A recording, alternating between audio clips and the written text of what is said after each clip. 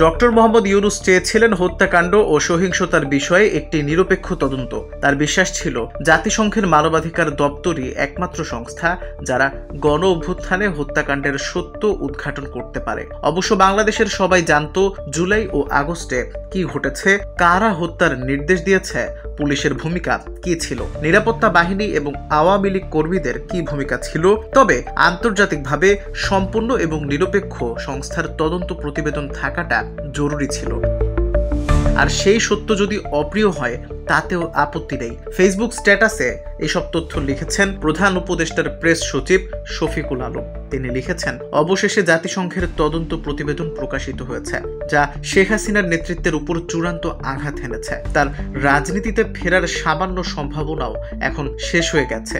যদি আওয়ামী লীগ এবং তাদের সেই বিশাল কর্মী বাহিনী যারা জুলাই আগস্টের হত্যাযজ্ঞে জড়িত ছিল না এবং দলকে পুনরুজ্জীবিত করতে চায়, তাদের হাতে একমাত্র উপায় হলো শেখ হাসিনা ও তার পরিবারকে প্রত্যাখ্যান করা এবং জাতির কাছে নিঃশর্ত ক্ষমা চাওয়া। জাতিসংঘের প্রতিবেদনে অন্য কোনো ব্যাখ্যার সুযোগ দেয়নি।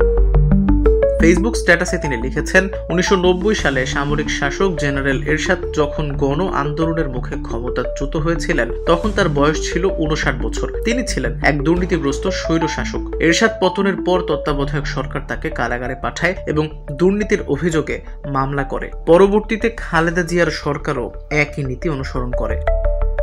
বিএনপি ও আওয়ামী লীগ এরশাদের জাতীয় পার্টির শীর্ষ নেতাদের দলে টেনে নেয়। ফলে এরশাদকে কিছু তরুণ ও বিশ্বস্ত নেতাদের উপর নির্ভর করতে হয়। তবে সবাই জানত এরশাদ রাজনীতিতে ফিরবেন, কারণ তিনি দেশের উত্তরাঞ্চলে একটি বিশাল ভোট ব্যাংক তৈরি করে রেখেছিলেন। শেষ পর্যন্ত তিনি রাজনীতিতে প্রত্যাবর্তন করেন এবং প্রায় 2 দশক ধরে বাংলাদেশের রাজনীতির কিং মেকার হিসেবে রয়ে যান। তার এই দীর্ঘস্থায়ী রাজনৈতিক প্রভাবের কারণ ছিল আন্তর্জাতিক মহলে তার শাসনামল নিয়ে খুব বেশি আলোচনা না হওয়া।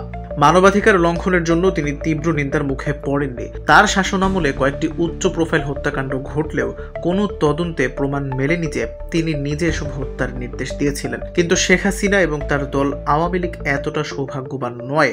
আন্তর্জাতিক মানবাধিকার সংস্থাগুলো তার মানবাধিকার লঙ্ঘনের প্রায় সব ঘটনায় নথিভুক্ত করেছে। তার ভোট কারচুপির কৌশল ছিল স্পষ্ট, নির্লজ্জ, গুম, গণহত্যা, গ্রেফতার সহ সবাই বিশ্বজুড়ে নিন্দার ঝড় তুলেছে তার এই সমস্ত কর্মকাণ্ডের। তারপরও সন্ত্রাস বিরোধী অবস্থানের জন্য তিনি পশ্চিমা বিশ্বের সমর্থন পেতেন, কিন্তু জাতিসংঘের তদন্ত প্রতিবেদন তার সকল প্রচেষ্টা ধ্বংস করে দিয়েছে। সর্বশেষে তিনি লেখেন, দুঃখিত আপা, এটি শেষ